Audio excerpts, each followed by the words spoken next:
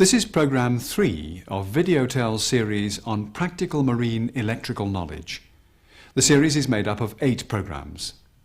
Programme 3 deals with the main power sources and their circuit breakers, including synchronizing, load sharing, fault-finding techniques and remedies.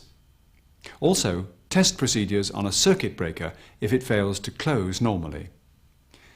There are many system variations around, so it's most important that you become familiar with the components of the electrical system and the layout of the main switchboard immediately you join a ship. Pay particular attention to the layout of the emergency switchboard and the automatic startup system of the emergency generator. This study will pay dividends during a blackout or when troubleshooting the cause of a major breakdown. Now we must emphasize electrical safety. The golden rule is, before any work is done on an electrical installation, first isolate the circuit by removing the supply fuses or locking the circuit breaker in the open position so that the circuit cannot be energized accidentally. Then post a warning sign to alert others that the circuit is being worked on. Then prove the circuit dead with a voltmeter or an approved line tester.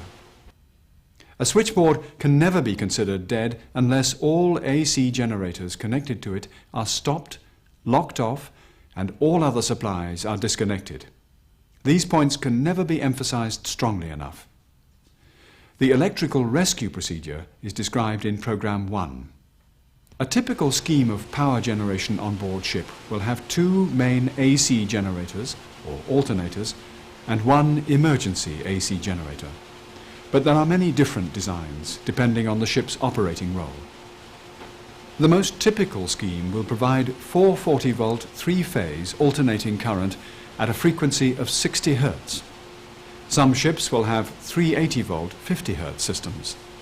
There are also high-voltage systems of 3.3 kilovolts and higher in existence, where size and power-to-weight ratio of the equipment is a crucial consideration. Some ships have shaft generators fitted for use when the main engine is running at full speed. The prime movers for the main AC generators may be either steam turbines, diesel engines or gas turbines, although one of the AC generators providing mains power must be driven by a diesel engine.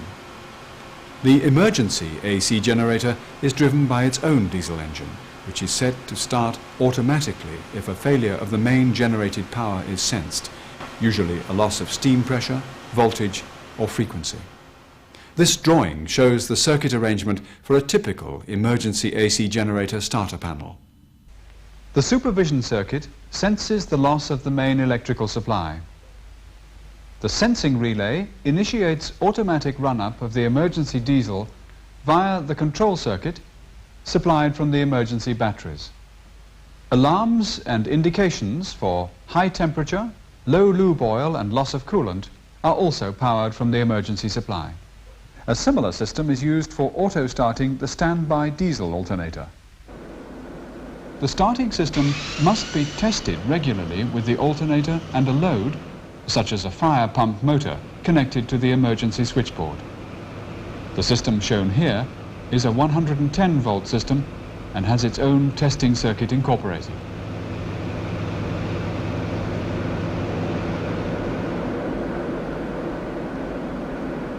Engine starting may be by battery, air pressure, hydraulic, or inertia initiated.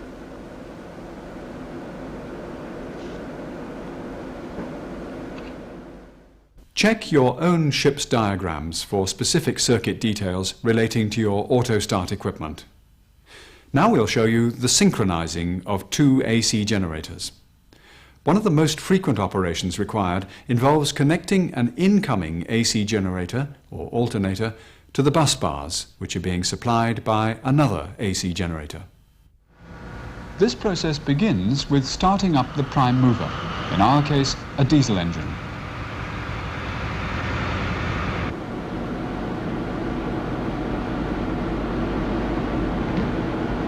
The engine is run up to speed, then the exciter current is increased until the alternator's output voltage reaches that on the bus bars. Here it is 440 volts. Being an AC system, the voltage, the frequency and the phases of the incoming supply have to be identical with those on the bus bars before the incoming alternator circuit breaker can be closed. When the required voltage is reached, a synchroscope is switched in. A synchroscope and phase indicator lamps show the phase shift between the two supplies. The speed of the incoming alternator is further increased for the output to reach the required frequency. In our case, 60 cycles per second. Continue adjusting the governor of the prime mover until the frequencies are identical and the phase rotation is synchronized.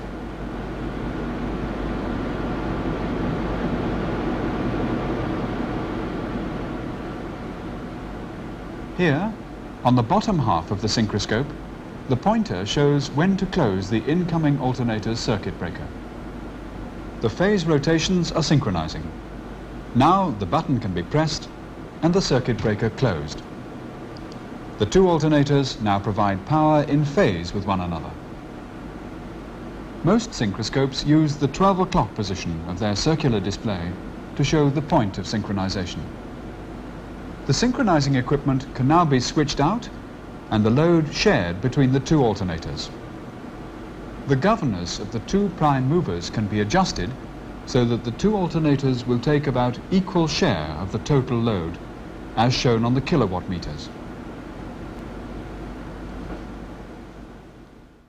Synchronizing is carried out on each occasion when a ship enters or leaves port or operates in confined waters, or when power needs arise which may overload a single AC generator. The total load will vary as the power demand of the ship alters, but the two AC generators are set to share it equally. We continue with automatic voltage regulators, AVRs, followed by testing a reverse power relay. The output voltage of the AC generator will be controlled by automatic voltage regulators in accordance with the changing power demands.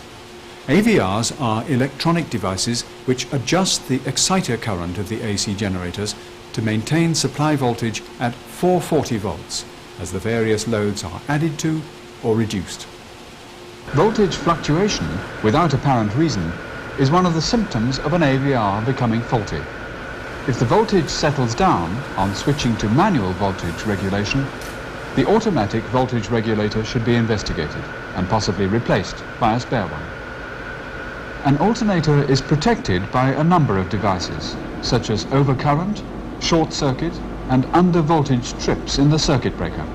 Additional protection is provided by the reverse power relays and preferential trip relays. Their function is to monitor the power supply between an alternator and the bus bars. If the power flow is reversed from the bus bars into the alternator, the reverse power relay disconnects the alternator from the bus bars. The reverse power relay must be checked periodically by reducing the speed of the prime mover until the reverse power relay has operated. This point is preset at a few percent of the full rated generator output.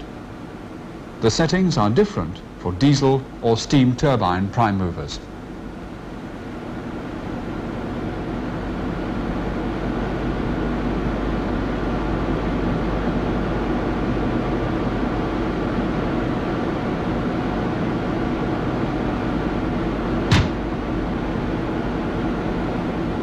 If, for any reason, the reverse power unit of an alternator malfunctions, the alternator must be under constant watch while running in parallel. The preferential trip relay will shed non-essential loads if the alternator is overloaded until normal load condition is reached. Other protective devices for the AC generator are housed in the circuit breaker. They are under-voltage and overcurrent relays and short-circuit trips. They disconnect the AC generator from the bus bars if either a severe and prolonged voltage drop occurs, or the AC generator is overloaded, or a severe short circuit occurs on the system. Now we shall see some typical tests. Most electrical superintendents and chief engineers like to leave the AC generators and their voltage regulators well alone in normal circumstances, but occasionally some tests and repairs have to be carried out. Insulation resistance and continuity tests of the alternator windings and feeder cables can be conducted from the incoming side of the generator breaker at the switchboard. Remember always to use a rubber mat for safety when working behind the switchboard.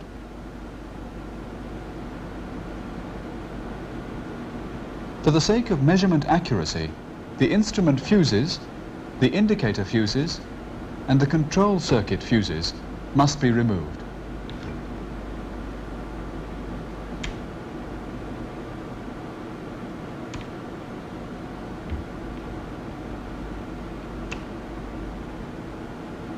Then the insulation resistance tester is checked.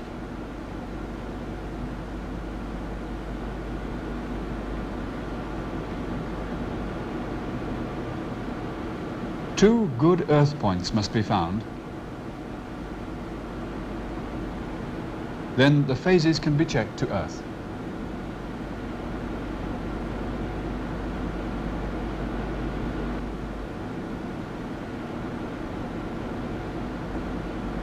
If the insulation resistance values are checked, these can be recorded and the resistance trends monitored.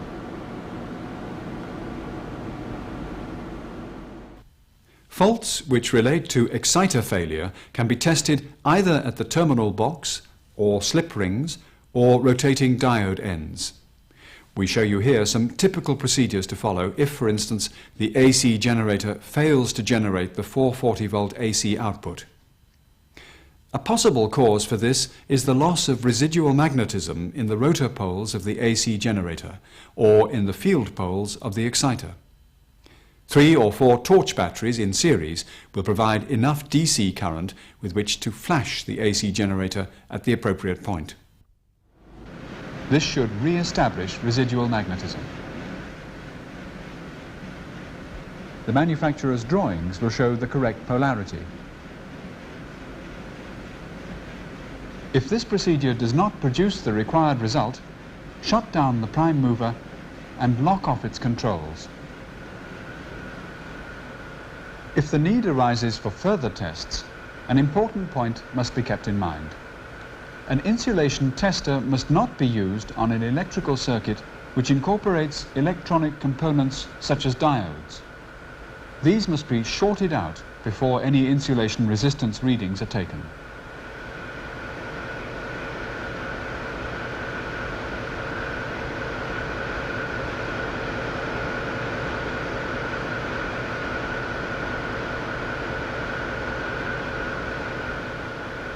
Here, the field coils are tested to earth. Note the correct procedure being followed. First, the tester is checked, then 2 good earth points established, then the actual tests are made.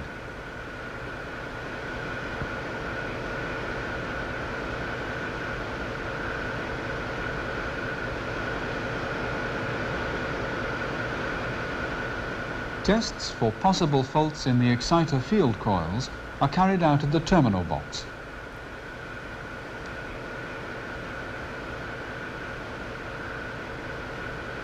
Here we see the coils being tested to earth.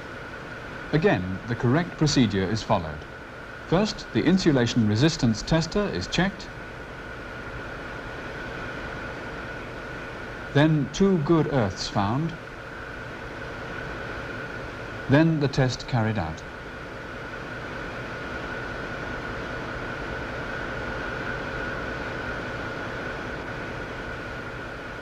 Testing for open circuit fault can be done with a multimeter. The procedure here is, first check that the circuit is dead using the multimeter set to read voltage. Then disconnect the feed wires from the coil ends, making a note of the color coding of the wires so that they can be reconnected correctly. Then set the meter to read resistance. The test can then be done, testing the meter first, then the terminals. The reading shows good continuity. A break in the continuity would have left the pointer at infinity. Now the contacts are remade and the terminal box closed.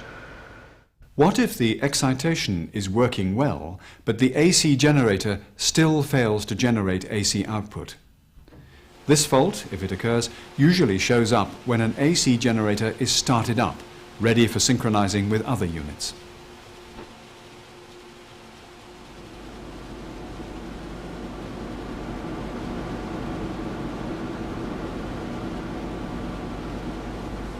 If you have no meter indication of excitation, you will need to test the exciter, as shown just now. With some designs of static exciters, the check can be made at the automatic voltage regulator. After the circuit diagram has been studied. These exciters would not produce a DC output if there was no AC output. Here, the ammeter shows that the exciter current is high, very high. Yet there is no AC output. So, first switch to manual voltage regulation to see if a fault exists in the automatic voltage regulation. No, the excitation current is just as high and not easily regulated.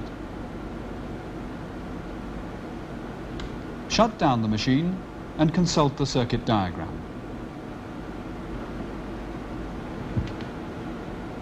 The output of the exciter goes to the rotor coils through a diode rectifier system, and the coils are in parallel with a diode surge protection system, here made up of a capacitor and a resistor. Their function is to stop any voltage spikes damaging the diodes. In order to test for a possible short circuit fault, the high excitation current suggests this, the three circuits must be separated and tested independently. This means the alternator must be opened up to reveal the wiring involved. Here we've stripped out the alternator rotor for easy demonstration. But of course, there's no need for this when the job is carried out. In practice, first separate the wiring to disconnect the diodes, the capacitor, the resistor and the rotor coils. Here this has been done already. Now measure the diodes in both directions. All diodes must be checked, but we show only one here. Then check the capacitor, which in this case is built into the rotating disc. The pointer shows that the capacitor charges up from the internal batteries of the meter. This indicates that the capacitor is all right. The test is done in both directions across the capacitor. Now the resistor. And there is the fault. The meter shows a short on the resistor. On this machine, the resistor is built into the rotor shaft, so that there's no question of a simple and quick repair. Reconnect and run the system without the resistor, but have it replaced as soon as possible. We now move on to the AC generator's circuit breaker. We describe its function and show what to do if it fails to close normally. An AC generator circuit breaker is designed to connect the AC generator safely to the bus bars, as well as disconnect it automatically if serious malfunction occurs in the system. Here is a solenoid-operated air breaker with under-voltage relay and trip. A set of auxiliary contacts, the closing link mechanism, the closing coil solenoid, overcurrent relay, and a set of fixed and moving main contacts with their arc chutes. The main contacts are closed under spring pressure, which wipes the surface of the fixed contact points, ensuring good electrical contact. These contact points are plated and must not be greased or cleaned with abrasive material. Generator circuit breakers are set for correct function at the factory. By way of routine service, all moving parts should be lightly oiled. If, for any reason, a circuit breaker does not function normally, first try and close it manually in the test position when it's safe to do so.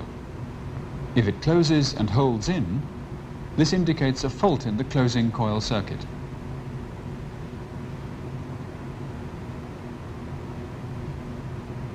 If it closes but fails to remain closed, the no-volt coil circuitry may have a loose connection or other fault present, perhaps in the DC transformer rectifier unit.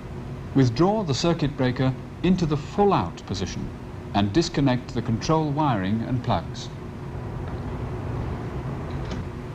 Test the appropriate circuits for faults.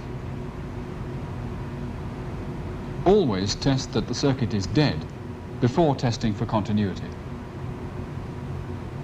The manufacturer's diagrams must be consulted for checking the circuitry. There is a set of spring-loaded plugs at the rear of this circuit breaker. Check that they are free-moving and connect properly. Test the no-volt trip and the closing mechanical linkage by holding the no-volt armature down, closing the breaker manually and letting the trip go.